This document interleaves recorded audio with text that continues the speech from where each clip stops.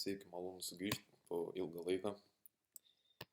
Am, Nebuvau, nekėliau jokių video, nedariau marketo recap'o gal nuo kokio Liepos mėnesio. A, Pasiteisinti nelabai turiu ką pasiteisinti, buvo prasta psichologinė sveikata, bet kaip žinote, aš nebūčiau aš, viską susitvarkiau. Viskas labai puikiai gavos, viskas puikiai pavyko, atsistojau ant kojų ir vėl galiu sugrįžti, daryti tai, ką myliu. Tai va, trumpą apžvalgą iš pirmadienį. Pirmadienį buvo visiškai aiškus setupas, čia net nėra labai daug ką komentuoti. Marketas atsidarė, manipuliavo į apačią po 4 valandos candlestick'o open. Tai jeigu kas neprisimenat, candlestick'as atsidaro čia open, low, high, close. Tai va čia buvo šitas bairis, čia 4 valandų candlestick'as buvo, tai realiai va čia buvo jo viršus. Ir tada atsidarė naujas, tarkim, buvo atvirkščiai. Bearish candles atsidarinė taip, taip, taip, taip. Tai čia šitas visas buvo ta kulminacija va čia. Pašuojam šiek tiek į viršų ir tada į apačią. Iškirtom Londono lows. Iškirtę Londono lows tiesiog ieškojau setupą. Čia setupas buvo paprastas. Realiai 21 metų ICT 2021 mentorship modelis. Drawn liquidity. Shift in market structure. Grįžimas į discount premium range. Grįžom į 5 minučių fair value gapą, iki imbalansą, jį sureagavom ir išlėkėm link top opposing liquidity. Kaip tai veikia? Tai veikia, marketas juda savo tokį įdomį patterną. Internal range liquidity, external range liquidity. Čia buvo internal, čia yra external. Taigi, ką čia? Nusikirtom šitą likvidumo levelį, visą susirinkom. Realiai, gerai, atkirskim šitą atgal. Atkirskim šitą va iki čia.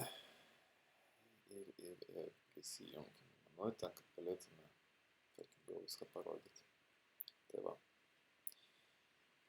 Realiai ant minutinio čartą aš čia šitą pačią šitą market structure laukiu. Bet vis tiek darant entry ant minutės, to 5 minučių confirmation lauks. Tai tarkim vis tiek aš šitą range vis tiek būčiau nusiėmęs, kaip ir čia yra nuimta. Jeigu matot shaded area, šitas yra premium discountas 0,5. Tai žodžiu, vis tiek laukiu, kol mes grįšim į šitą teritoriją. Jeigu mes nebūtume čia grįžę, nebūtume grįžę į šitą fair value gapą, arba bent jau į 0,5 range, aš šitą setupą būčiau neėmęs. Bet čia labai puikiai sąlygos buvo, tiesiog būtų buvę gaila neimti tokio setupo. Tai va, matot, kaip puikiai viskas gavos, grįžom, sureagavom į 0,5 range, 5 minučių fair value gapą. Ir mes išskrendam. Treidinu aš 5 mikrokontraktus, 5 mikrokontraktai yra 1 taškas, realiai $10, tai kas čia gavos? 156,25 taško, tai 1565 centai. Ar kažkas tokio. Nesvarbu. Tai žodžiu.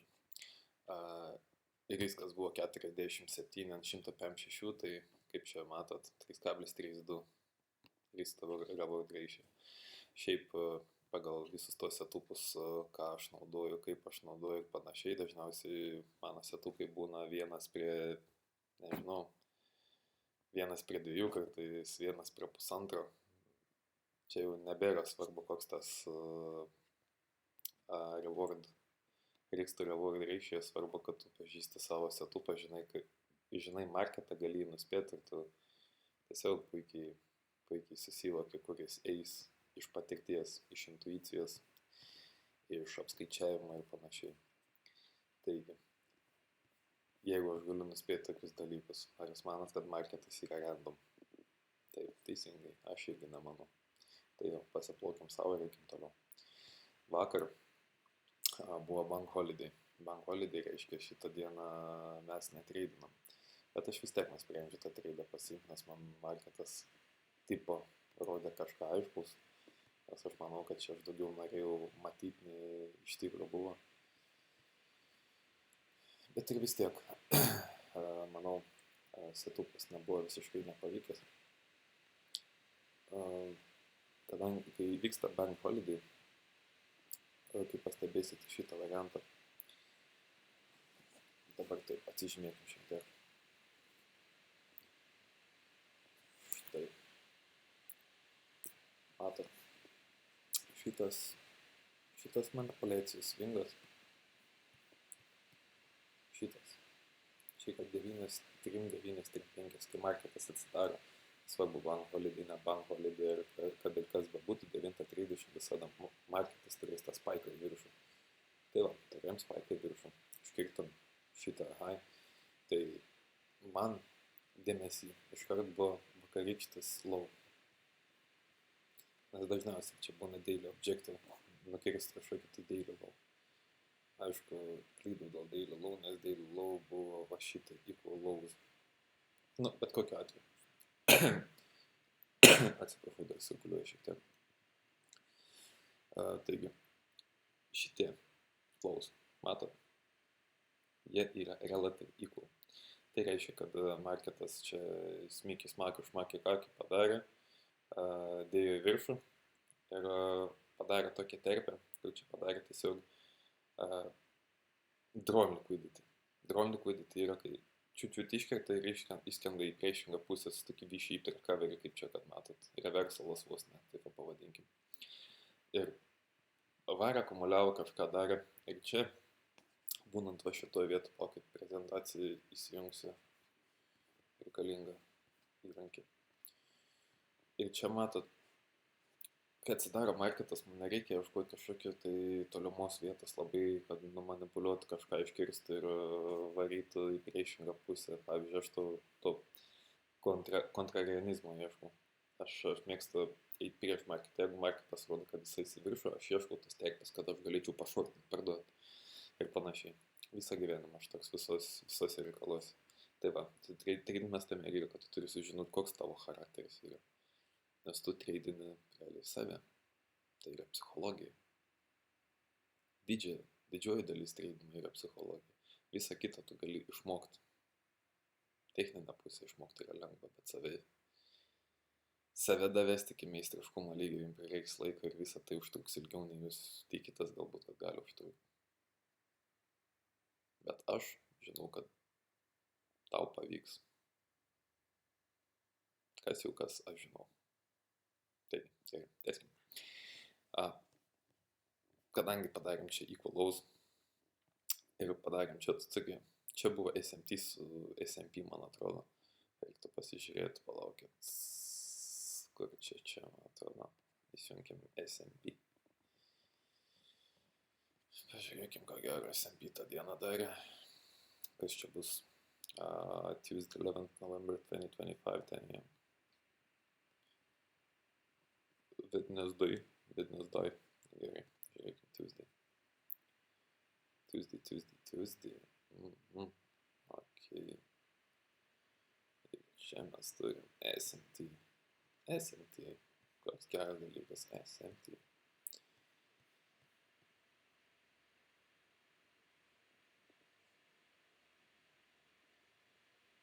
Ja, čia toks įdomus SMT gavas iš tikrųjų.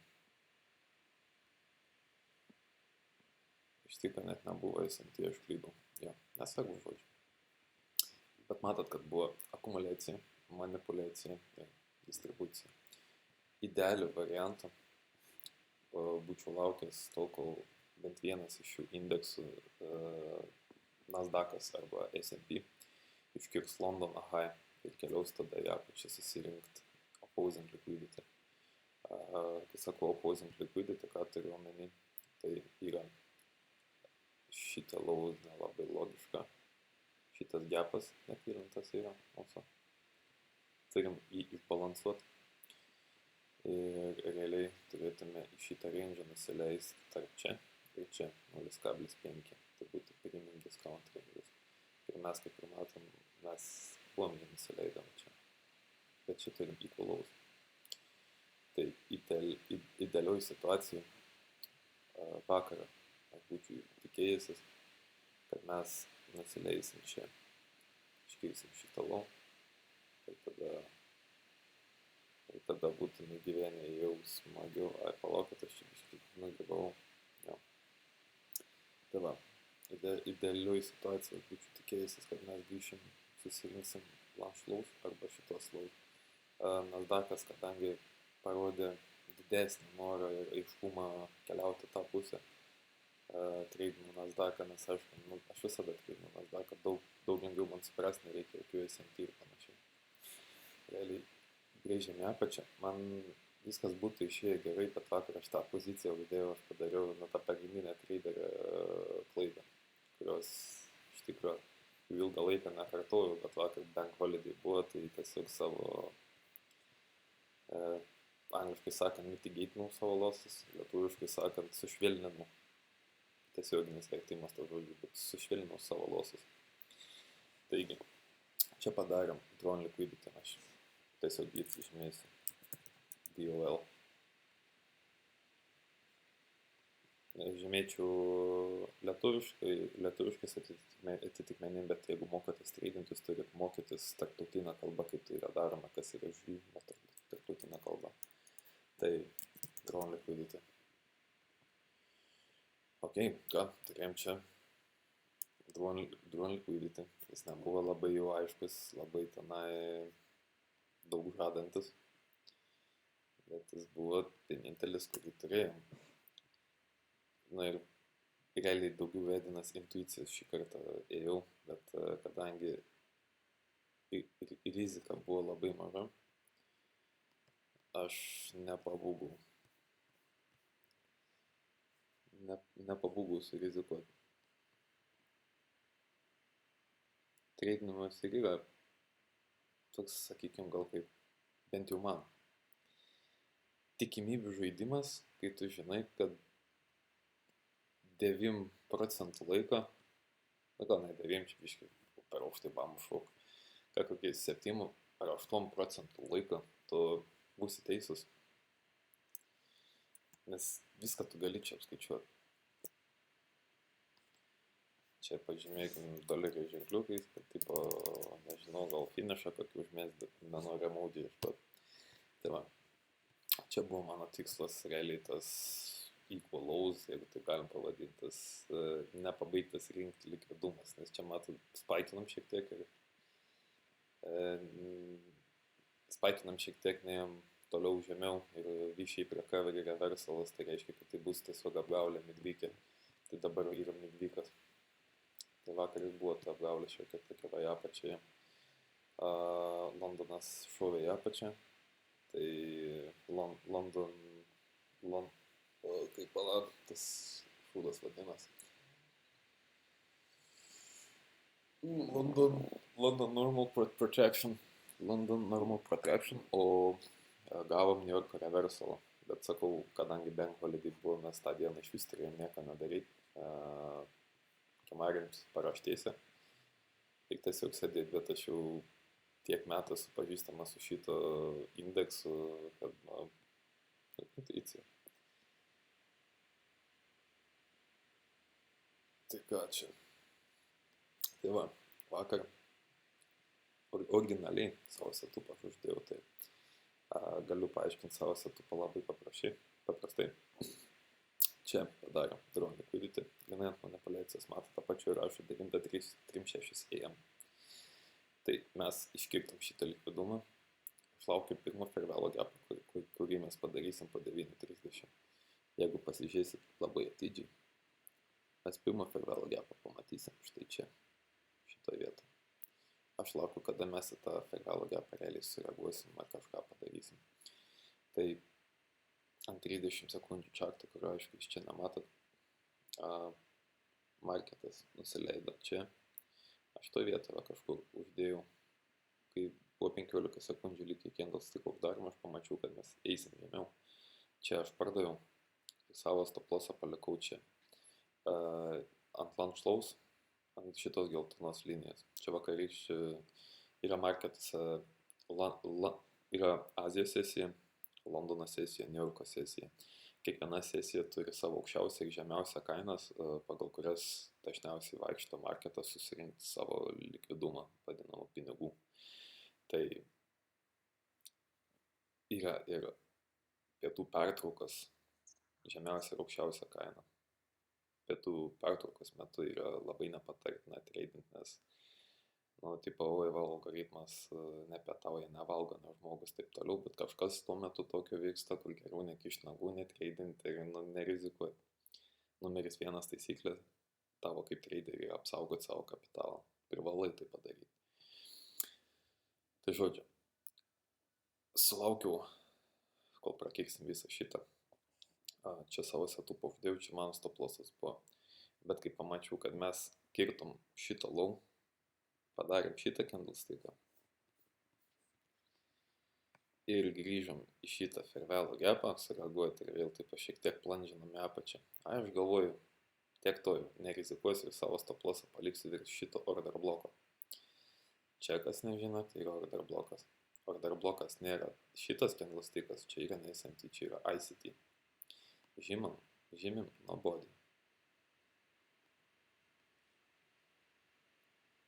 Wicks tell the story, but bodies tell the story, wicks tell the damage. Būtent dėl šitos priežasties naudojam šitą daiktą.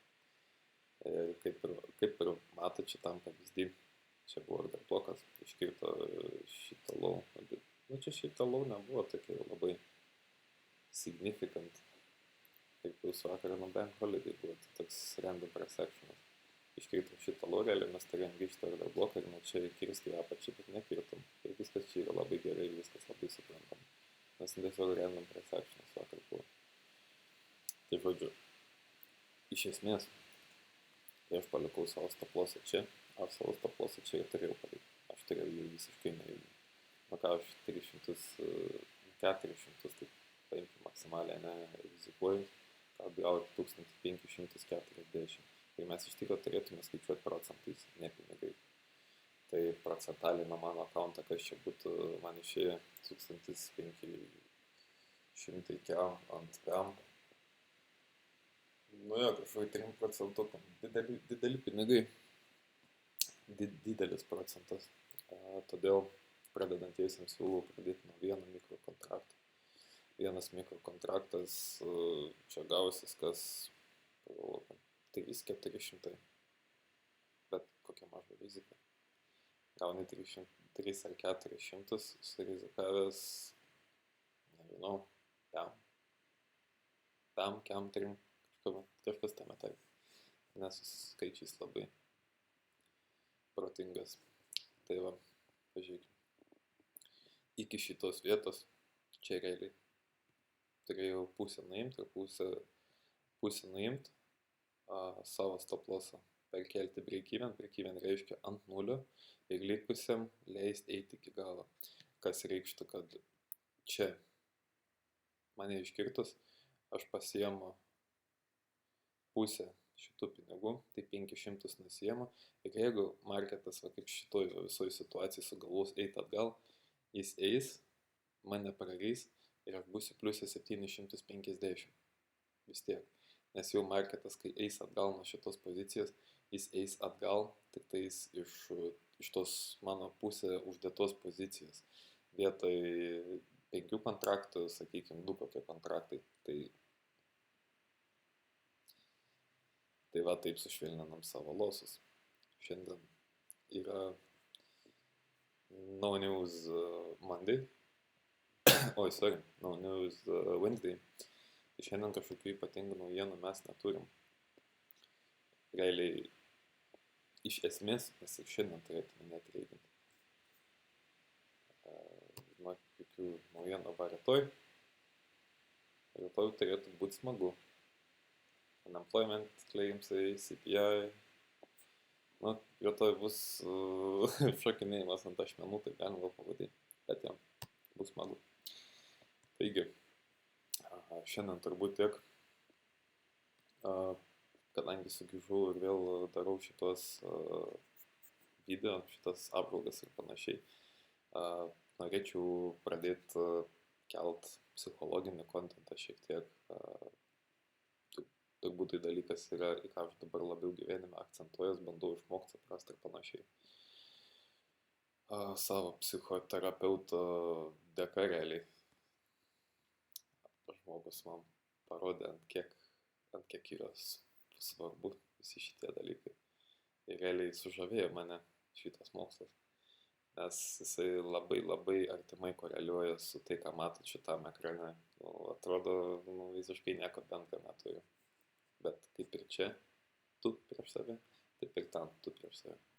Taigi, iki rytojaus.